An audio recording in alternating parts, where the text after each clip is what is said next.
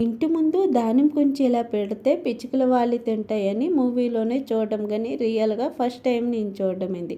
చాలా సంవత్సరాలకు ఊరెళ్ళిన తర్వాత మా అన్నయ్య వాళ్ళ ఇంటి ముందు ఇలా ధాన్యం కుంచి పెడితే పిచ్చుకలు వాళ్ళు తింటుంటే చూస్తూనే ముచ్చట అనిపించి ఈ వీడియో తీశాను. తొంగి తొంగి చూస్తున్నాను.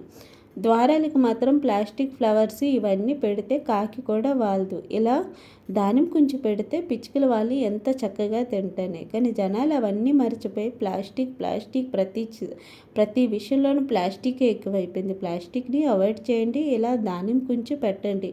పిచ్చుకలు వాలితే పిల్లలు చూసి కూడా ముచ్చట అనిపిస్తుంది. ఈ జాతి అంతరించిపోయిందేమో అనిపించింది. ఎందుకంటే బిలాయ్ ఛత్తీస్గఢ్లో అస్సలు పిచ్చుకలందే లేవు. కానీ చాలా సంవత్సరాలకి ఇలా పిచ్చుకలు తింటుంటే చూడగానే ముచ్చట అనిపించింది. మీకు నచ్చేసింది కదా, ఎంత బాగా అనిపించిందో. దానం కొంచెం దివాళీకి తెచ్చేసి బయట పెట్టేస్తాం కానీ అస్సలు ఏ కాకి పిచ్చుక కూడా వాలదు. ఎందుకంటే ఆ జాతి అంతరించిపోయింది కాబట్టి. మీ దగ్గర ఉన్నాయా? Thank you for